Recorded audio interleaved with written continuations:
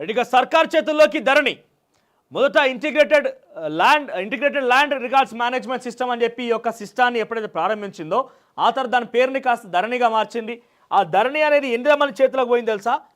కొత్తగా ఈ ధరణి సాఫ్ట్వేర్ ఎవరెవరి చేతిలో పోవడం కారణమే ఇంత పెద్ద సమస్య తలెత్తిందని మొదటి నుంచి కూడా కాంగ్రెస్ ప్రభుత్వం ఆరోపణ చేస్తున్నది, కాంగ్రెస్ పార్టీ ఆరోపణ చేస్తుంది. దాంట్లో భాగంగా చూస్తే కనుక ముందుగా ఏదైతే integrated land records management system అని ఒక సిస్టాన్ని ఎప్పుడైతే ఏదో ఒక పేరుతోని ప్రారంభించబడిందో, డిజిటలైజేషన్ చేయాలని ఒక విషయం ప్రారంభించబడిందో, ఈ డిజిటలైజేషన్ ముందుగా ఏమైపోయింది అని అంటే ఇక్కడ మీరు చూస్తే ఐఎల్ఎఫ్ఎస్ అనే ఒక సంస్థకి వాళ్ళు టెండర్ల ద్వారా ఈ యొక్క విషయాన్ని వాళ్ళు సేకరించారు, వాళ్ళు ఈ ప్రాజెక్ట్ని సేకరించారు. తర్వాత ఏమైంది, ఐఎల్ఎఫ్ఎస్ కంపెనీ కాస్త దివాలా తీసింది, తప్పుడు కంపెనీ అని చెప్పి బయటకు వచ్చిన తర్వాత దీన్ని కాస్త టెర్రాసిన్ అనే ఒక కంపెనీ డిఫాల్ట్ లిస్ట్లో చేరిన అప్పటి బీఆర్ఎస్ సర్కార్ ఎలాంటి చర్యలు తీసుకోలేదు. తీవ్ర నష్టాల్లో ఉన్న ఐఎల్ఎఫ్ఎస్ కంపెనీ మెజార్టీ వాటాను ఎవరు కొనుగోలు చేసి సింగపూర్ సంబంధించినటువంటి ఫాల్కన్ ఎస్జీ కంపెనీ. ఇక్కడ నుంచి మళ్ళీ ఏమైంది, ఫాల్కన్ ఎస్జీ అనే ఒక కంపెనీ ఈ యొక్క వాటాలను ఈ టెండర్ని దక్కించుకున్నది, వీళ్ళ దగ్గర నుంచి కొనుగోలు చేసింది. ఈ కంపెనీ దివాలా తీసింది ఐఎల్ఎఫ్ఎస్ అని చెప్పి. ఆ తర్వాత కంపెనీ 1275 కోట్లకు అమ్ముకున్నది. దీంతో ధరణి విదేశీ కంపెనీ చేతుల్లోకి వెళ్ళింది. ఫాల్కన్ ఎస్జీ అనేది విదేశీ కంపెనీ. దీని పేరును ఏమని మార్చి కొన్ని రోజుల తర్వాత ఐఎల్ఎఫ్ఎస్ కంపెనీ మెజార్టీ వాటాను కొనుగోలు చేసిన ఫాల్కన్ ఎస్జీ కంపెనీ దాని పేరును టెర్రాసన్గా మార్చింది. ఈ టెర్రాసన్గా మార్చింది. తర్వాత ఏమైపోయింది, ఇక్కడ ఉన్నప్పుడు ఐఎల్ఎఫ్ఎస్ అనేది ఇండియన్ కంపెనీ, ఇక్కడ దివాలా తీయడంతో దీని పేరుతో కాస్త ఫాల్కన్ కంపెనీకి పోయింది. ఈ ఫాల్కన్ కంపెనీ అనేది ఫారెన్ కంపెనీ, ఫాల్కన్ కంపెనీ పేరును టెర్రాసన్గా మార్చింది. ఆ తర్వాత టెర్రాసన్ కంపెనీ ఫారెన్ కంపెనీ పెద్ద ఎత్తున ఆరోపణలు చేస్తున్న నేపథ్యంలో దానికి కాస్త మళ్ళా 2021 డిసెంబర్లోగా గాది శ్రీధర్ రాజుకు చెందిన క్వాంటెల్ సంస్థకు అప్పగించిందట.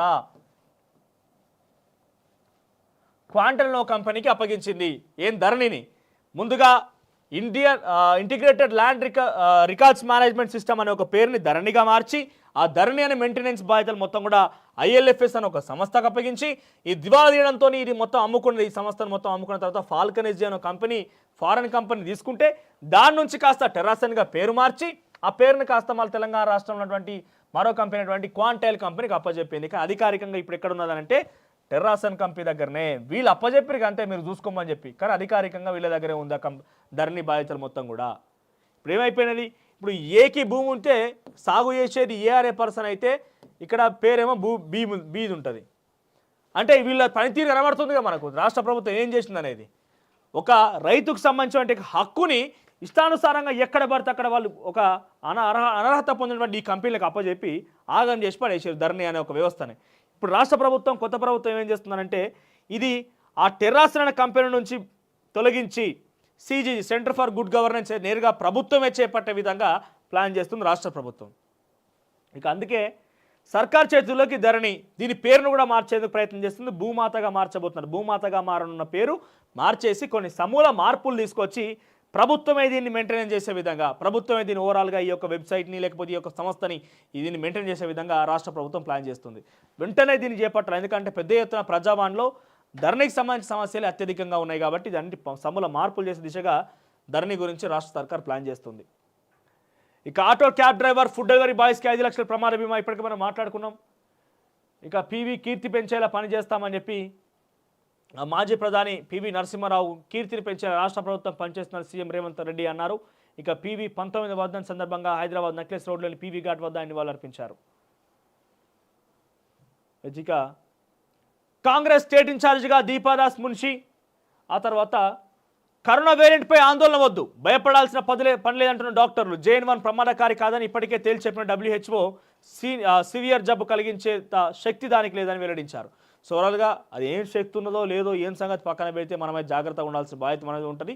తరచుగా స్వీయ నియంత్రణ పాటిద్దాం, మనంగా జర స్వచ్ఛత పాటిద్దాం. చేతులు కడుక్కోవడం లాంటివి కావచ్చు. ఇక షేక్ హ్యాండ్లు బంద్ చేయరు, గౌరవప్రదంగా నమస్కారాలు పెట్టుకుని స్టార్ట్ చేయరు. మళ్ళీ మాస్కులు ధరించుర్రి, తస్మాత్ జాగ్రత్త, ఏడబడితే బయట చిరుది నిలకుర్రిగా.